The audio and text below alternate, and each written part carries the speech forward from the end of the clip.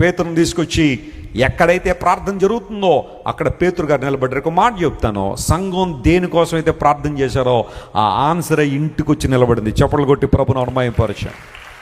ఈరోజు నువ్వు దేనికోసం ప్రార్థన చేస్తున్నావు? What are you praying for today? What is your prayer point?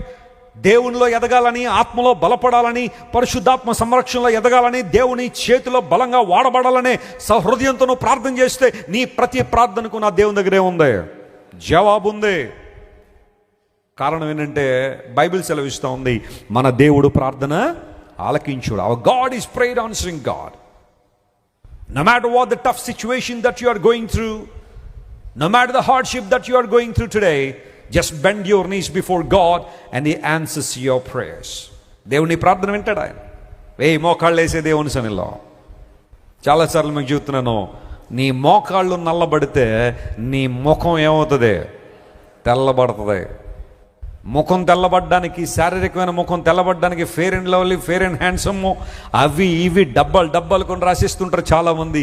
But what about your spiritual appearance? నీ లోపల ఉన్న ఆధ్యాత్మిక మనిషికి ముఖం తేటబడాలి అంటే, తెల్లబడాలి అంటే మోకాళ్ళు దేవుని అసలు ఏం చేయాలా? వంగాలి. 40 సంవత్సరాల లోపు ఉన్న వ్యక్తులు ఒకసారి చెయ్యి ఎత్తండి. ఇక్కడ ఎంతమంది 40 years బిలో? పర్లేదు, ఎత్తండి, పైకి ఎత్తండి, ఏం పర్లేదు. All right.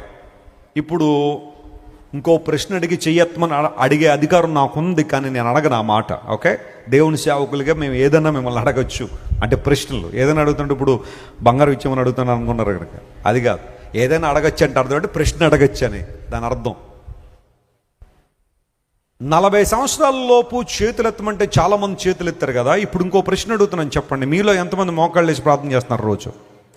ఎత్తద్దులేండి, నేను ఎత్తమని అనలా, చెయ్యెత్తమని మామూలుగా అడుగుతున్నా. Question your self. మీలో ఎంతమంది రోజు మోకాళ్ళని ప్రార్థన చేస్తున్నారు? నీ మోకాళ్ళు వంగుతున్నాయి దేవుని సన్నిధిలో? ఎందుకు మాటిమాటికి నువ్వు శోధనలో పడిపోతున్నావు? మాటిమాటికి లోకంలో ఎందుకు పడిపోతున్నావు? ఆదివారం వస్తున్నావు దేవుని వాక్యం విని. ఈ రోజు నుండి కొంచెం గట్టిగా నిలబడాలండి ప్రభు కోసం. నేను ఈరోజు నిర్ణయం తీసేసుకున్నానండి అంటున్నావు. మళ్ళీ సాయంకాలం వెళ్ళిపోయి సినిమాలో దూరుతున్నావు నువ్వు. మళ్ళీ సాయంకాలం వెళ్ళిపోతే మరలా త్రాగుబోతుల గృహాల్లో దూరుతున్నావు.